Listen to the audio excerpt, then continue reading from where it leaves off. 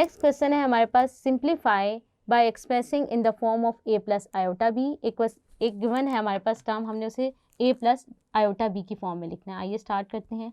सबसे पहले हम क्या करते हैं, इसको कन्वर्ट कर लेते हैं आयोटा की फॉर्म में। √5 को ऐसे लिख लेते हैं। अगर हम देखें, ये हम इसको तोड़ के लिखें, -1 अलग कर लेते हैं और √8 को अलग लिख लेते हैं ताकि हमारे पास आयोटा आ जाए। तो हम -1 की जगह क्या कर देंगे, आयोटा पुट कर देंगे। और अगर 8 को मैं तोड़ के लिखूं तो ये क्या होता है, 2 का स्क्वायर, 2 मल्टीप्लाई बाय 2, यानी इस तरह तोड़ के मैं लिख लेती हूँ 8 को। तो मैं आगे इसको क्या करती हूँ, मज़ीद सिंप्लीफाई कर लेती हूँ। तो ये क्या आएगा, 2 का स्क्वायर लेंगे तो √, से जब बाहर आएगा तो क्या आ जाएगा 2, तो ये क्या बन जाएगा 2√2। अब दोबारा जो है हमारे पास क्या है, इमेजिनरी आयोटा जो है वो डिनोमिनेटर में आ रहा है। तो हमने डिनोमिनेटर से आयोटा को हटाने के लिए क्या करना है, अगेन इसको क्या करना है, रेशनलाइज करना है। तो आइए इसको रेशनलाइज करते हैं। तो हम रेशनलाइज करने के लिए क्या करेंगे, इसको कंजुगेट से मल्टीप्लाई भी करेंगे और डिवाइड भी।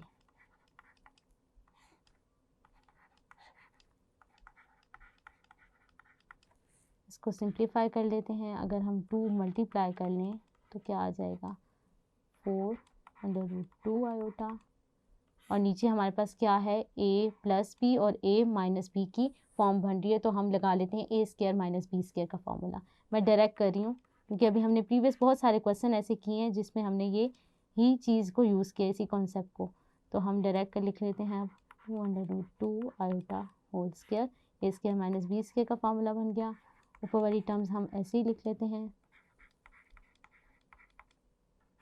नीचे हमारे पास क्या आ जाएगा, ये कट जाएगा तो ये क्या बन जाएगा 5, और 2 का स्क्वायर 4, और √2 से कैंसिल होगा तो क्या आ जाएगा 4 2 ज़ा 8, 8 आयोटा स्क्वायर।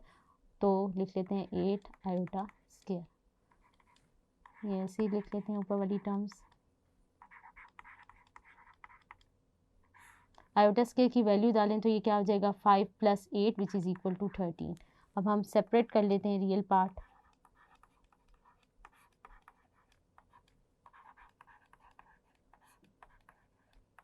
तो हमारे पास अब जो कम्प्लेक्स नंबर है वो क्या है, a प्लस आयोटा b की फॉर्म में आ गया। ये उसका रियल पार्ट है और ये हमारे पास इमेजिनरी पार्ट आ गया। Thank you.